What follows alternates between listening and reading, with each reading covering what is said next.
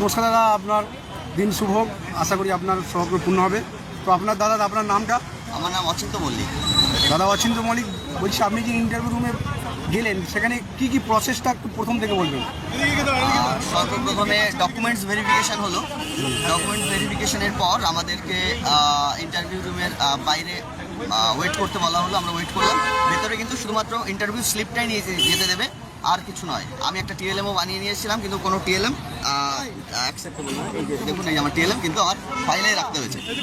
তো কোনো টিএলএম কিছু থাকবে না, শুধুমাত্র ইন্টারভিউ স্লিপটা নিয়ে যেতে হচ্ছে।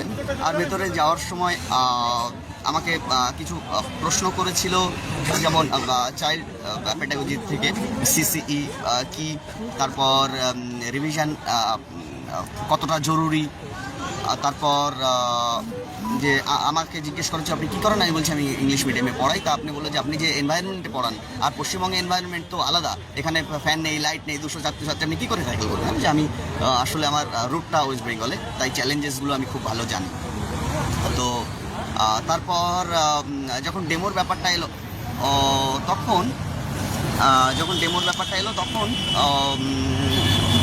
আমি আমার পছন্দ মতো টপিক আমি প্রথমে বললাম। আমি বললাম আপনি কী প্রিপারেশন করেছেন? আমি তাহলে ইংলিশ পড়াবো। তখন আমাকে একজন স্যার বললেন যে আপনি ইংলিশ তো পড়াচ্ছেন, আপনি ইংলিশ পড়াবেন না, আপনি ইবিএস পড়ান ক্লাস 2-এ। তো এটা আমার কাছে একটু আনএক্সপেক্টেডই ছিল সত্যিকারে, কারণ আমি আমার সারা জীবনে ইংরেজি ছাড়া আমি কিছুই পড়াইনি। তো যাই হোক, আওয়ার এনভায়রনমেন্ট তাই আমি পড়িয়ে দিলাম আমার মতো করে। তবে আমি যে প্রিপারেশন নিয়ে এসেছিলাম, আমার যে ডেমোটা আমি তৈরি করেছিলাম, বা ইংরেজির যে কোনো টপিকে আমি ভীষণ স্বাচ্ছন্দ্য বোধ করতাম। আমি কিছু গান টানও রেডি করে এনেছিলাম, হ্যাঁ, বা রাইমস বা কিছু, অনেক কিছু। বাট কিছুই জিজ্ঞেস করেনি, কিছুই নয়। মাত্র 7 থেকে 8 মিনিট সময় দিয়েছে।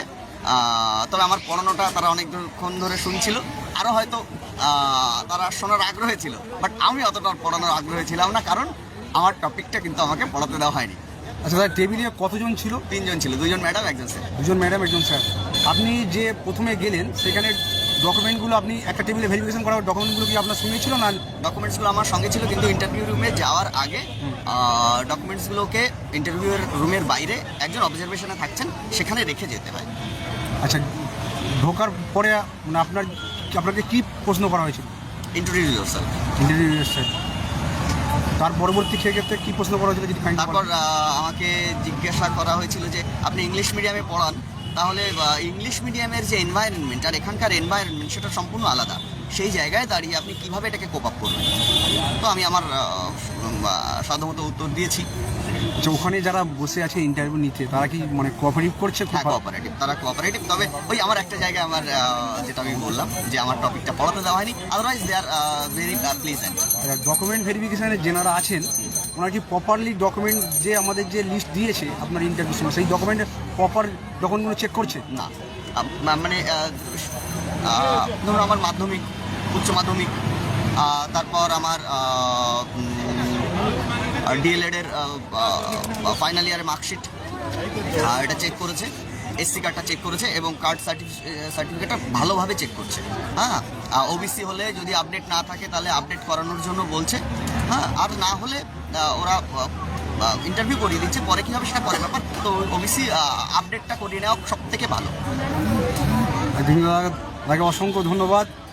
আর আগামী দিন দাদাকে যেন আমরা প্যানেলে দেখতে পাই, এটাই কামনা করবো, কারণ আমরা সবাই জানি যে দাদাকে আমার প্রতি শুভকামনা রইল। ধন্যবাদ দাদাকে। Thank you. আর ভিডিওটা সবাই শেয়ার করে দাও। হ্যাঁ দাদা, পুরো প্রক্রিয়াটা কি ভিডিওগ্রাফি হচ্ছে? হ্যাঁ, পুরো প্রক্রিয়া ভিডিওগ্রাফি হচ্ছে, কিন্তু ইন্টারভিউ রুমটা কিন্তু খুব ছোট, খুবই ছোট। আচ্ছা, বোর্ডে মানে তার থেকে 3/7 3/7 ইন্টারভিউ রুমটা খুবই ছোট হচ্ছে, ভিডিওগ্রাফি করা হচ্ছে খুব ছোট। আচ্ছা, ওখানে কি চক মানে মার্কার আছে? মার্কার আছে, হোয়াইট বোর্ড আছে, আর একটা ডাস্টার আছে, ইরেজার আছে। আর এটাই বলবো যে ভ্যাকান্সি যেহেতু অনেক কম দিয়েছে, সে হিসাবে কিন্তু প্রিপারেশন ভালো রাখতে হবে। আর একটা কথা সবাইকে বলবো, সেটা হচ্ছে ইন সার্ভিস কিন্তু কিছু এসেছিল। হ্যাঁ, ইন সার্ভিসটা